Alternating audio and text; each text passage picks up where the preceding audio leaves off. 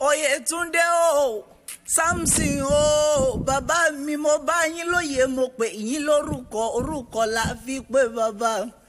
Oyètúndé Samson bàbá mi ẹ mọ̀mọ́ kú oríire.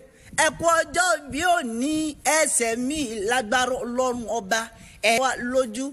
Ẹ wá fẹ̀yìntì ẹ jèrè ọmọ lágbára Ọlọ́run ọba ikú òjijì ò ní mú yín lọ. Ẹ̀yin lẹ́sẹ̀ gúsí lágbára Elédùmarè ọba ẹ jẹ̀bẹ̀ tó dùn lágbára Ọlọ́run ọba ni. Ọmọ yín Olúwafísáyọ̀ ló ní bóun kí yín. Ó lè kú ọjọ́ bí òní. I want to wish my dad a long life and prosperity.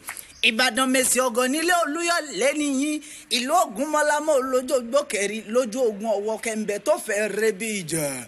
Ẹ̀yin lọmọ olóògbòjò sọ́bọ́yọ̀ kí ọmọ àríkéyàn gbẹ̀ngàn ike mi òjò tọ̀yà òjò láàárọ̀ mi wẹ̀ nílé arólú òní mi òjò ọmọ arólú ọ̀la mi òjò yọ̀ké òjò dákun mọ́ bèrè mi ò ní jẹ́.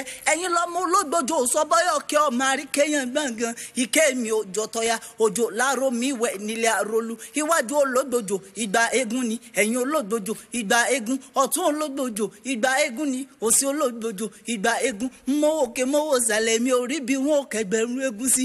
Ìbàdàn nìyẹn kì í bá ní sọ̀rọ̀ àìníran ogun ẹ̀yin lọ́ọ́ máa régún sí mọ́délé oko ogun àjàmẹ́yìn ogun àjàwẹ̀yìn ogun àjàwẹ̀yìn tí múlẹ̀ bàbá yín wù mí gbé ogun ojoojúmọ́ àmúlẹ̀ bàbá yín sùn mí lọ ogun òjàjàjà kókó lu Ìbàdàn rí ẹ̀yin lọ́ọ́ mẹ́gún di mẹ́rin ló pinlé èmi ní í ṣe tóbìnrin ò máa wo ẹ̀kú nígbàlẹ̀ èmi ní í ṣe tóbìnrin ò máa wo ẹ̀kú dí mẹ́fà mú lò ó gbé wá wá sí egungun bó ti lù ká mi lára bíà àjèrè bíà àjèrè bíà àjèrè. I wish you a very happy birthday, sir.